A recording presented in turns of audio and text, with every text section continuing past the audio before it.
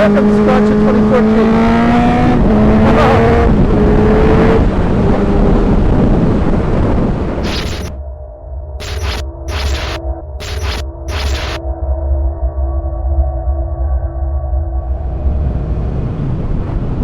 Hey kids, it's 8:48 Phantom again. We're here at a sunny but windy Dundrum circuit, and today we're going to talk about a subject that I really like: cornering in the way that you do it. Now, I'm not pretending to be some sort of expert in cornering. I don't go out there and say this is how it should be done and shouldn't be done. There's loads of methods to it. As you'll see, the bike safe police do their versions where they're sitting wide like this, get better vantage, and then cutting in at the end and all that malarkey. And the reason I'm talking about the way that I corner and the way that I learn is because there's a infamous video doing the rounds at the minute of a certain bike going hedge hopping at the Cat and Fiddle, the infamous Cat and Fiddle. Now, for you that don't know what the Cat and Fiddle is, our American friends, I'm sure there's plenty of videos on YouTube of it, but in England it's one of the worst places about for motorcyclists to take themselves out. It's notorious for motorcycle crashes, to the point where they were putting average speed cameras and all on it. So anyway, this guy's uploaded a video of him and his mates racing round, and the next thing is he runs wide, near hits a car head on, and the rest is all internet history. You can probably hear the wind's picking up a good bit here. So there is a good lot of things that he does do wrong. I know once I go speeding off him, yes, he was speeding right. Forget about that. The rest of it, what he was doing. If you watch the video, and what I done, I downloaded it and put it through Vegas, slowed it down, and had the sound playing with slow motion, and you can hear the point where he actually rolls off the throttle, and you'll notice that he didn't see the car panic and brake and run wide. He was already rolling off and running wide before the car was even in view. If you don't believe me, download the clip, stick it through, watch it and listen to the sound. Just as he's approaching what should have been the apex of the corner, he was already starting to run wide. He had rolled off, and when you roll off, a bike will upright itself. I'm sure some of you, well, those who have Italian bikes will probably know this more. Just wait, I can't see. It's a dodgy one that you can't see down the road, see if there's a car coming. So any of you that have road Italian bikes are more prone for it. My old Fireblade just to do it, and that's the old false neutral around 5th gear. And if you've ever been going around a corner and hitting on neutral halfway round, you know exactly what I mean. You know, you've maybe went the downshift or upshift, coming into a big sweeping lane, and the next thing, boom, you're like it's here, and it's just such a weird feeling. I would tell you go out and go around a corner and pull your clutch in, but that would be silly because that lending tears for a few people. What happens, well, in my opinion, what happens, and as I say, this is my opinion, it's not always going to be right. I try to be right in my judgments. The corner was a big sweeping corner. There's a corner very much like it. It was a left-hand turn. Of course, that's going to be a negative camber on that one. The one that he went around, it was a negative camber, which means it's going to push him towards the middle of the road. But in saying that, that shouldn't have had an effect, because the corner he went round, I'm going to go around a corner later on up here, and it is sharper than the corner he went round, and the cambers, it's got even more of a drop off, so your tires are loaded up, more pressure on them, as I say.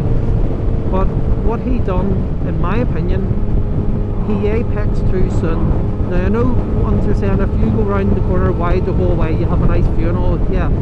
If he had went round wide round that whole corner, he was still going to come off. He was going too fast to be able to hold a wide line the whole way around the corner. Same way come off trying to hold a tight line the whole way around. It doesn't matter whether it's tight to the ditch or out of the white line. He was never going to hold that line the whole way around the corner. And this is also a reason why a lot of guys go out there, try to knee slide, and the next thing they're off on their hook. When you watch a road racer or any of them boys racing corners, going around, not talking about circuits. Circuits are big, wide tracks. You'll not learn the roads watching circuit racing or going out, flipping around a track. The road is a quarter of the size, the width of a track. You know, you've loads more room to play with.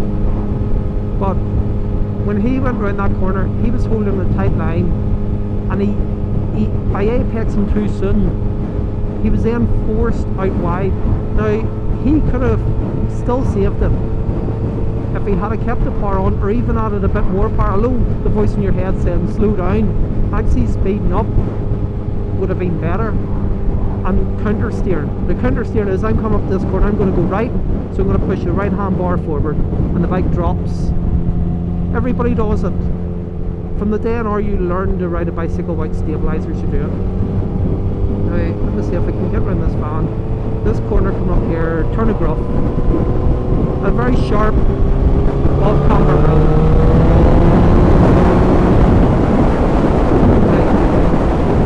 And then I'll show you the way I go around the corner.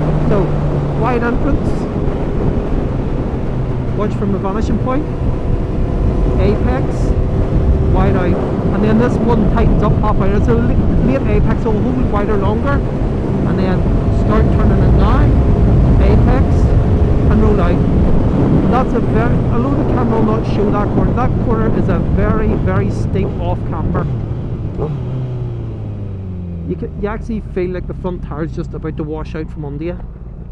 And there's another one up here, Wheeler's Corner, or not Wheeler's, Flow Bog. Wheeler's in the brain.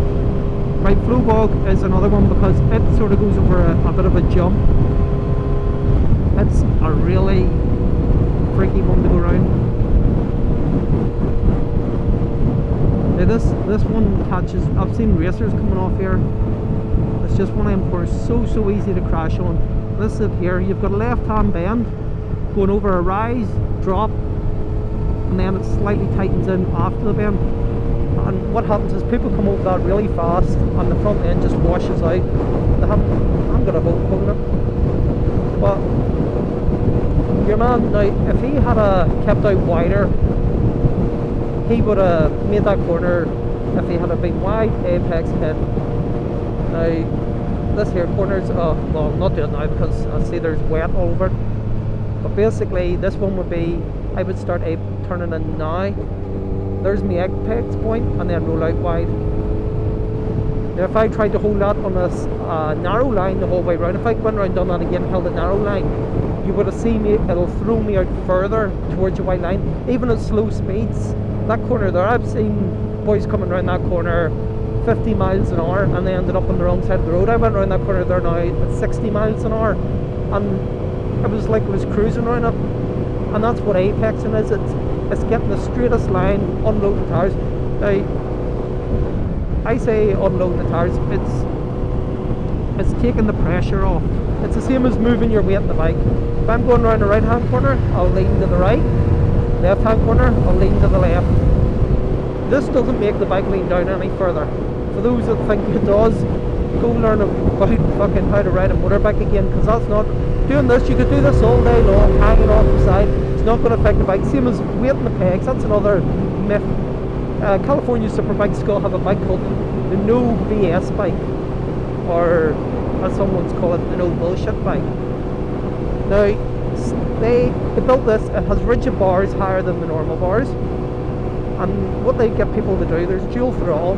You accelerate down a runway strip, hold on to the fake bars up above, and then you weight the pegs, as people say, weight the pegs, leaning over, putting your weight in the pegs, and see what happens. and no matter how hard people try, they can't make the bike change direction. Which I'll hold the bike light here, and I'll stamp on the right. There we go, look, there's me stamping, bike still going straight, stamp left, stamping, nothing. Why is that? The gyroscopic effect of the wheels. Don't want to go into big details about gyroscopic effect, but basically it's, as the wheel spins, it creates a gravity, and the gravity holds that wheel straight, and then the faster you go, the more stable it becomes. It's why you see the old sci-fi movies years ago, they used to have a space station that was circular, and it was rotating, and that was sort of the play on creating a gyroscopic effect, or creating a gravity through rotation. And that holds the bike straight, so no stamping on the pegs is ever going to change the direction of a bike. No weight in the pegs is ever going to change the direction of a bike. That is all bullshit. It's all crap. What changes the direction of a bike is the friggin' handlebars. See this bar in front of you? This, look, wiggle, wiggle, wiggle. Look how quick that turns. Stopping the peg, nothing. Wiggle the bars, way, there we go. So those that go on about weighting the pegs in the corner, crap. Go back and learn how to ride a bike. Seen a light coming up behind me, I wonder what it was, another bike. So that's basically my take on what happened. He apexed too soon, he ran out wide, and he also rolled off the throttle. He lost that stability.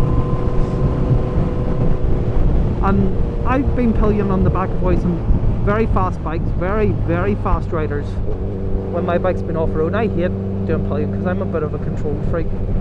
But I went round on the back of them, and I have to say the scariest ride I've ever been on was on the back of a guy that used to go around the corner and do this, pull in the clutch. Every corner, clutch went in, the freewheel around it, and I was shaking myself on the back of the bike. It is the scariest thing ever. I don't know about you, if any of you have been on the back of someone that does that, but that, doing this, round corners, no, that is freaky.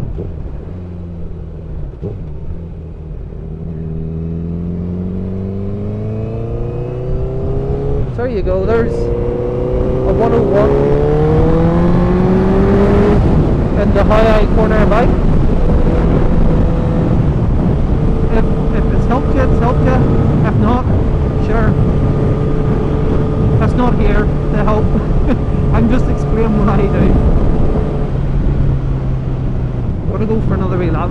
It's a brilliant day here. If you've ever come for a wee lap, watch this corner here. There's loose stones everywhere. I don't know where they actually come from, but every time you're guaranteed there's going to be stones here. So anyway, I'll leave it at that. I'll go have a wee lap. See you guys next time.